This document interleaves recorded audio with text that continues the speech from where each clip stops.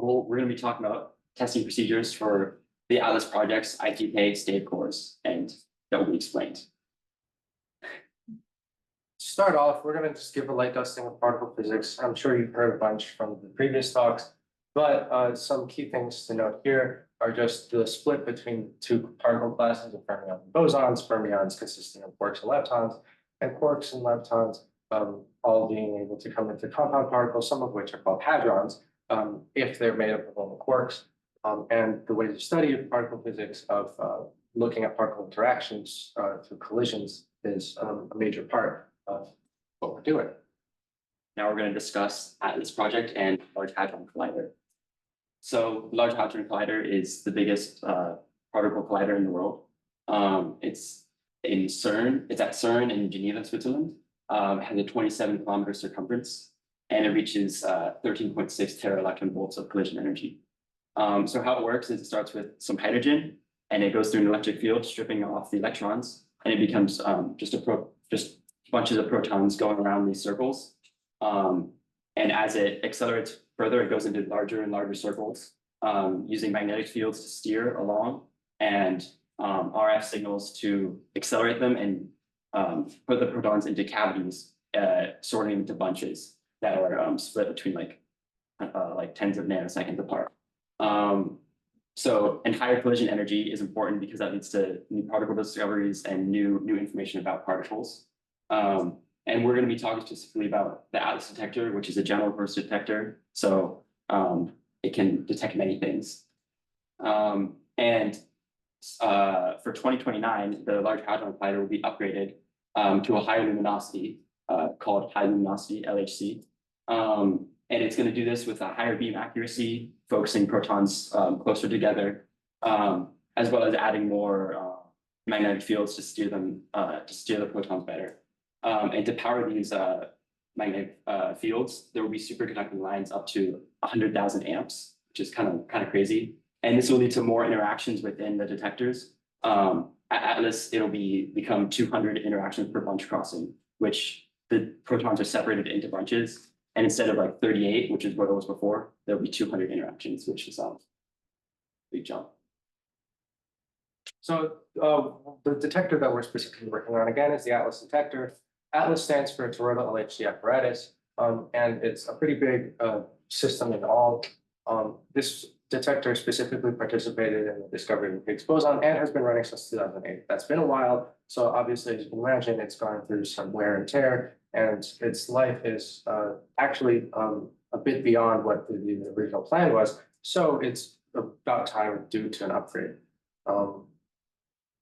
So because of this age factor, as well as the high luminosity LHC factor, Atlas is getting a big overhaul, which is going to be called the Atlas ITK project, or the inner tracker. Because of the high luminosity LHC's increase in collision density, the Atlas detector is going to need higher resolution detection to be able to parse out individual particles from higher densities of particle streams.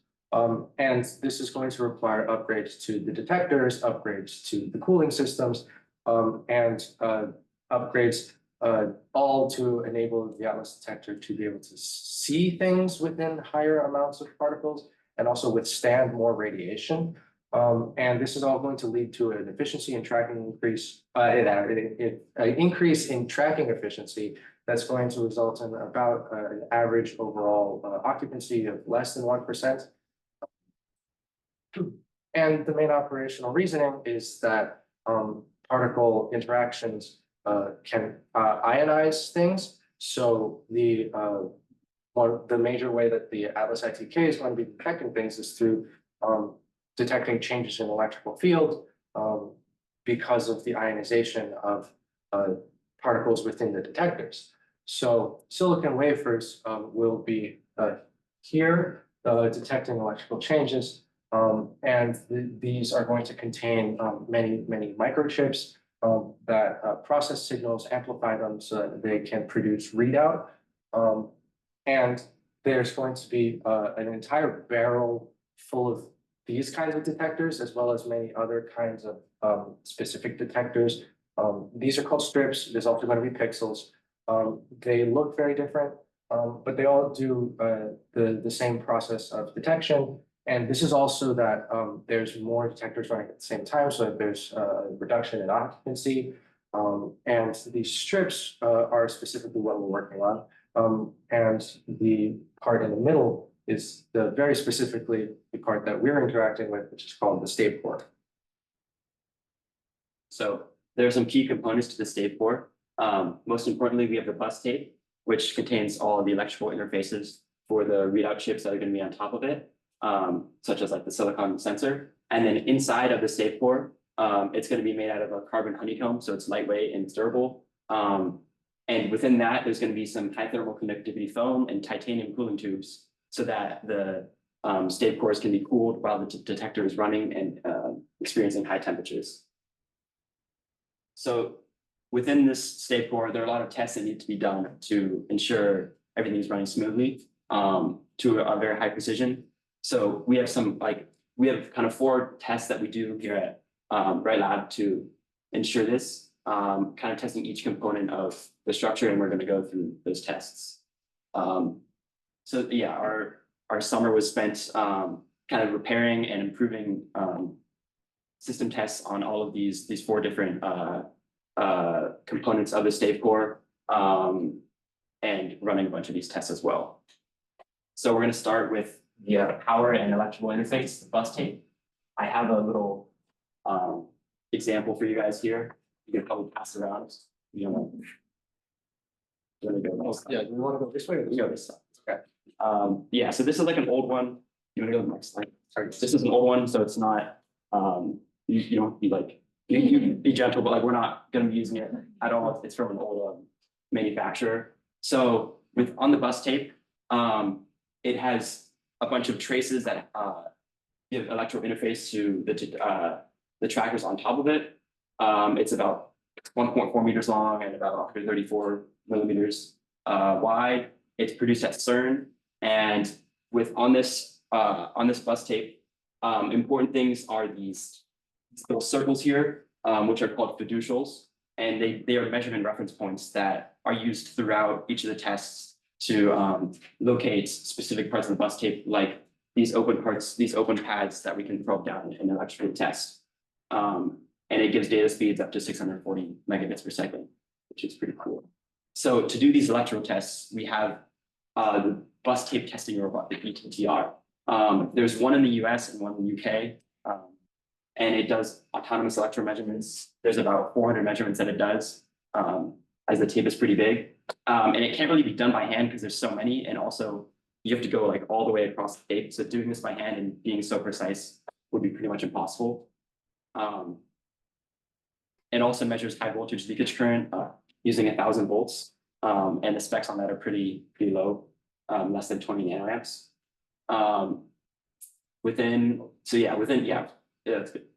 running this test, first we turn it on, and then there's cameras and 2 multimeter probes on each kind of stage of the BTTR, and it goes around the tape and measures those fiducials that I was talking about to map out the tape, and then it probes each, and then it has a routine where it probes each of those electrical points. But frequently, as we were working with it, it would miss these fiducials. The recognition software would miss them, and it would never come back to it. And we would run the 45 or so minute test on the tape, and we would find that it was like an open line and we were missing fiducials. So we increased the threshold to remeasure these fiducials, increasing our tape testing efficiency to like around 6 tapes to about 10 tapes a day, which is pretty cool, and also fixing some lighting components. So that's the BTTR. So another of the major components of the stave core that need to be tested is the cooling structure. So the importance of this cooling structure is that it is helping with the stave core to withstand the high amounts of heat that it'll be facing during its runtime. So what's going to be required is that the stave core is going to need to be thermally conductive from the core, where the actual thermal cooling components are, to the surface, where the components that need to be cooled are, which are the detectors specifically.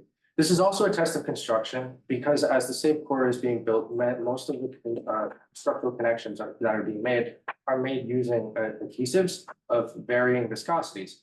So in order to ensure that all of the application, the adhesive application is pulled throughout, this thermal conductivity parameter is very useful to see whether or not there's any spots where there's air pockets or any sort of like deviations in the thickness of glue.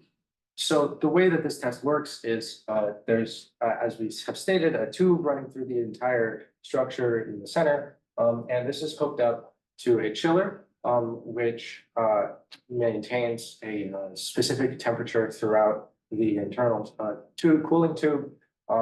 And we hook this, we hook up this chiller and have it run at extreme temperatures. So this is going to be what's specified as the limits of what the stave core should be seeing as it's running. And there's a thermal camera at the top that takes images of the surface of the stave while this is running. So by maintaining the internal structure of the stave core at a specific temperature and by imaging the surface of the core, we're able to see the amount of deviation from the internal temperature to the external temperature.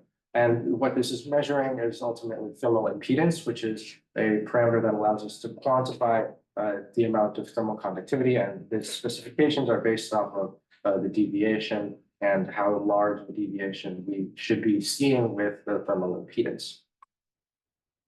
So previously, some of the problems that have been encountered with this system were based on the analysis software and the physical setup. So the analysis software had been running on terminal line commands. So if any of you have been working with terminal line commands, you know that they're very finicky. They require very precise inputs and no typos, which is doable, definitely. Efficient, no.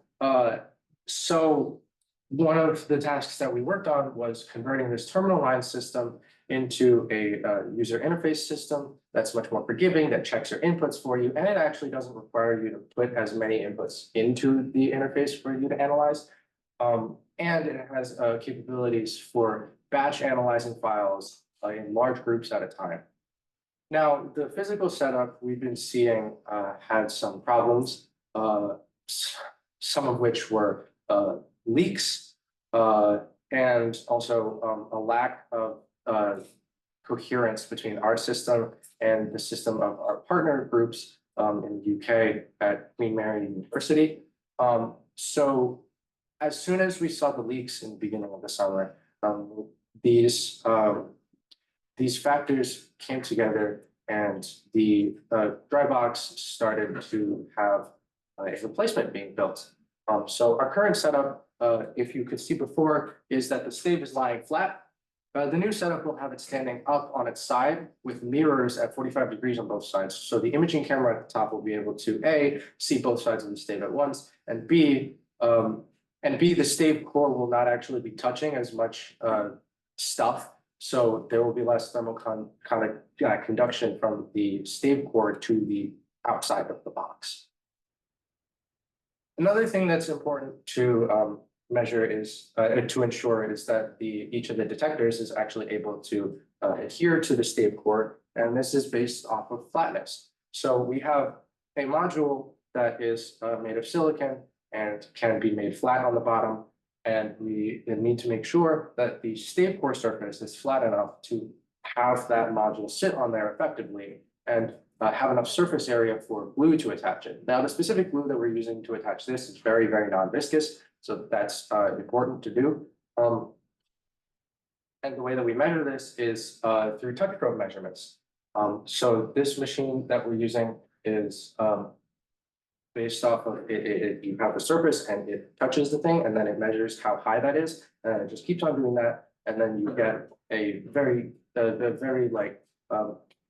a surface map of what the surface of the stave looks like at a very, very high resolution. This goes down to a reliable resolution of about 10 to the minus 6 meters, which is perfect because our specification is in the micron scale. And some of the problems that we've been seeing with this are, again, with the analysis and data acquisition stuff.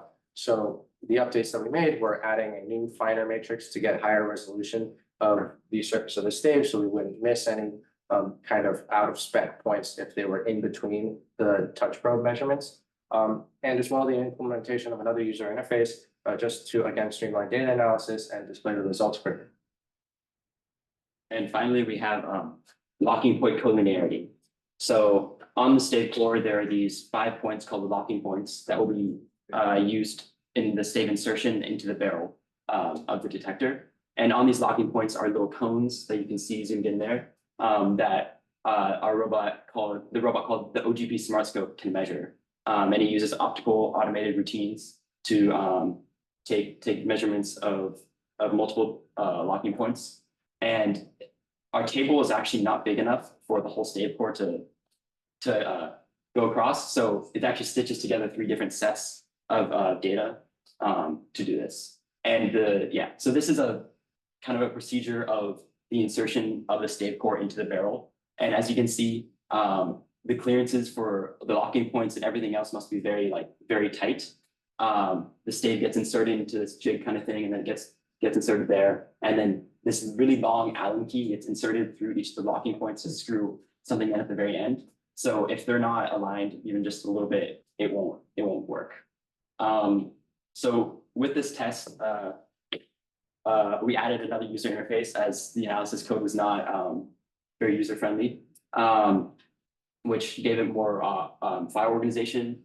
Also within this analysis code, there were fixes within residual calculations, basically determining what's a passing stave and a failing stave. And that actually changed some of the data for our failing stave to make it was actually worse than it was better than what we initially thought, which is good. And the OGP is controlled automatically with routines, but also to set it up to use this joystick thing, which is pretty fun to use. It's kind of like a video game.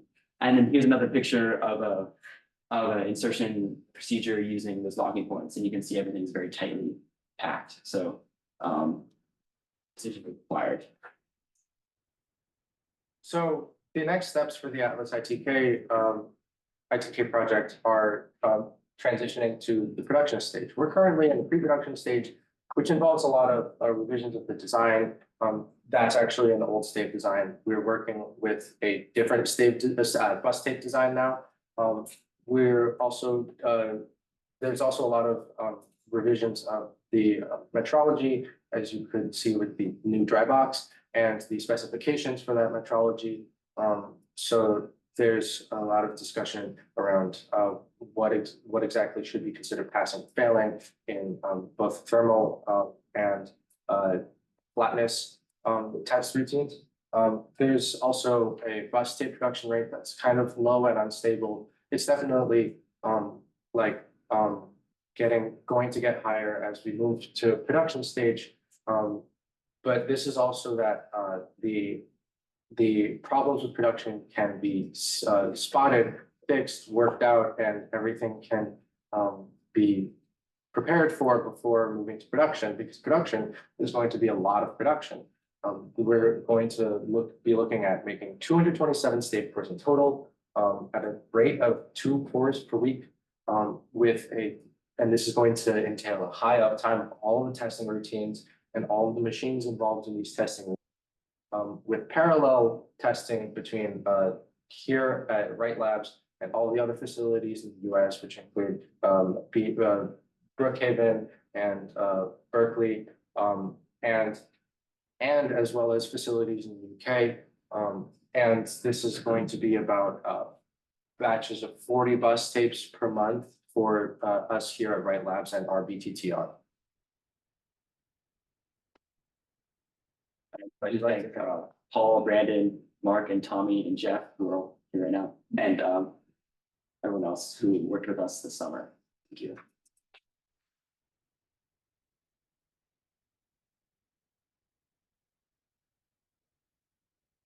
Any questions? Yes. So we know what a light box is, and we know what an EM tape box. What's a thermal box? So yeah. Special of the thermal. Oh, yes, the dry box. The dry box. The box for the thermal test. That thing, which is the current dry box, there's a new dry box in production, which is described here.